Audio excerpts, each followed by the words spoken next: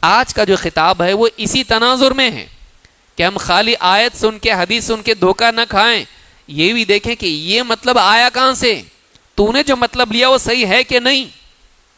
آپ کوئی ایک فرقہ بتائیے ماضی کا، جہمیہ، مرجیہ، معتزلہ، قدریہ، جبریہ اور نہ جانے کتنے فرقے ہیں، ان میں سے کوئی ایک فرقہ بتائیے جس نے یا تو قرآن یا تو حدیث کا حوالہ دے کے لوگوں کو گمراہ نہ کیا ہو۔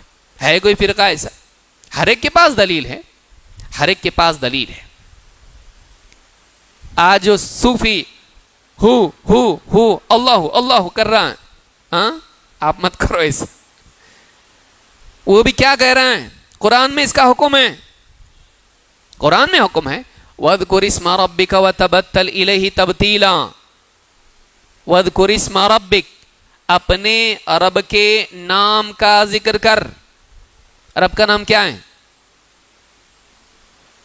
کیا ہے نام رب کا؟ اللہ۔ تو بولے اپنے رب کے نام کا ذکر کر، تو رب کے نام کیا ہے؟ اللہ اللہ اللہ اللہ کر رہا ہو۔ قرآن پہ عمل کیا کہ نہیں کیا؟ کیا نا؟ ہاں بول رہے کچھ لوگ، جاگتے رہیے آپ لوگ، ہاں جیسا پوچھے ویسا نہیں بولنا، سوچنا تھوڑا پروسیس کرنا، ہے نا ایسا تو ہاں بولتے لوگ، نہیں ہے نا تو نہیں ہے بولتے لوگ۔ ہم آپ کے ساتھ ہیں، ہاں ایسا ساتھ میں مت رہیے، سوچئے کیا بولا جا رہا ہے۔ وَاذْكُرِ اسْمَ رَبِّكَ وَتَبَتَّلْ إِلَيْهِ تَبْتِيلًا، اپنے رب کے نام کا ذکر کر اور سب سے کٹ کے اس کا ہو جا۔ صوفیوں نے اس کو دلیل بنایا، کہا کہ قرآن میں اللہ نے حکم دیا ہے اللہ کے نام کا ذکر کرنا ہے، تو ہم کیا ذکر کر رہے ہیں؟ اللہ اللہ اللہ اللہ، ہاں اور اس کے ساتھ اچھل کود بھی ہو رہی ہے تاکہ بلڈ سرکولیشن اچھا رہے۔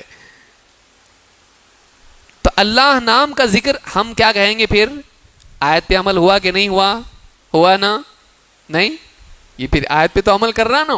ہم کہیں گے یہ حکم کس کو ہے؟ نبی صلی اللہ علیہ وسلم کو، اور آپ کی ماتحتی میں کس کو ہے؟ ساری امت کو۔ جو نبی کے لیے حکم ہے سب کے لیے کیا ہے؟ ساری امت کے لیے ہے، الا یہ کہ وہ خاص ہو نبی صلی اللہ علیہ وسلم کے ساتھ۔ تو کیا صحابہ نے ایسا ذکر کیا؟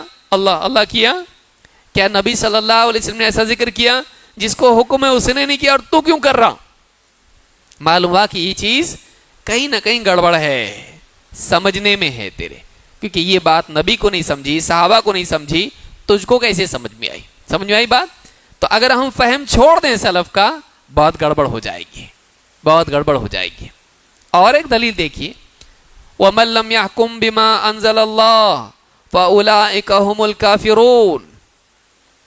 آج بھی آپ کو بار بار دائیں بائیں اوپر نیچے ادھر ادھر سے سننے آئے گی آیت، وَمَن لَّمْ يَحْكُم بِمَا أَنزَلَ اللَّهُ فَأُولَٰئِكَ هُمُ الْكَافِرُونَ۔ جو کوئی اللہ کے نازل کیے ہوئے کے مطابق فیصلہ نہ کریں تو یہی لوگ کافر ہیں۔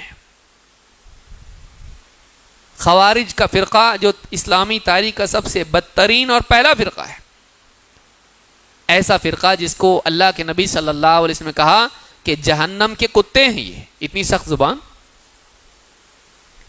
اور کہا کہ اگر میں ہوتا تو قوم عاد کی طرح قتل کرتا ان کو، اتنی سخت بات۔ ان کی برائی کیا تھی؟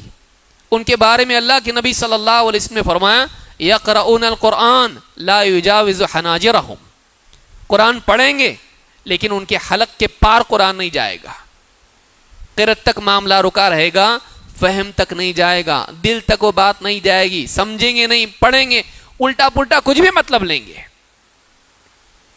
اس آیت کو انہوں نے پکڑ لیا اور اس آیت کی بنیاد پر علی بن ابی طالب رضی اللہ تعالیٰ کو کافر قرار دے دیا، جس کے بارے میں اللہ کے نبی صلی اللہ علیہ وسلم فرما رہے ہیں کہ اگر یعنی میرا معاملہ میری نسبت تم سے ایسی ہے جیسے موسیٰ کی ہارون سے تھی، ہاں مگر یہ کہ میرے بعد کوئی نبی نہیں، میرے بعد کوئی نبی نہیں، یہ نہ ہو کہ ہارون کی طرح ان کو بھی نبی مان لیں، لیکن میری نسبت تم سے کیسی ہے؟ جیسی موسیٰ کی ہارون کے ساتھ نسبت تھی.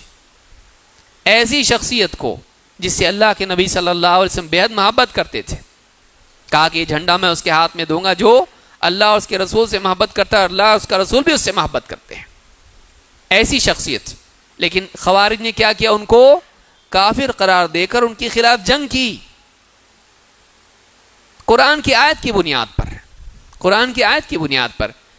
قرآن کی آیت غلط ہے نعوذ باللہ, بالکل بھی نہیں, لیکن اس سے جو مطلب وہ سمجھے وہ صحیح تھا نہیں تھا.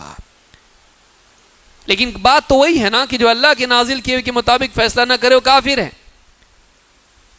ابن عباس رضی اللہ عنہ کہتے ہیں کفر دون کفر, یہ وہ کفر نہیں ہے جو آدمی کو اسلام سے خارج کر دے, جو مشرک اور کافر بنا دے. یہ کفر کون سا ہے؟ یہ اس سے چھوٹا کفر ہے, کیونکہ شرک میں بھی بڑا شرک چھوٹا شرک, ریاکاری چھوٹا شرک ہے. اسی طرح سے کفر میں بھی بڑا کفر اور چھوٹا کفر ہے.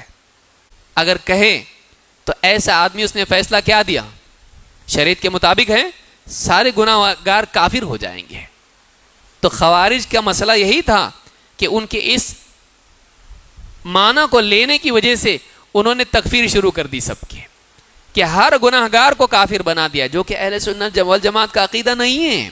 اللہ کے نبی صلی اللہ علیہ وسلم صاف طور سے کہہ چکے ہیں کہ کئی گناہ گاروں کو جہنم سے نکالا جائے گا. یعذب اہل توحید فی النار, کہ اہل توحید کو جہنم میں ڈالا جائے گا.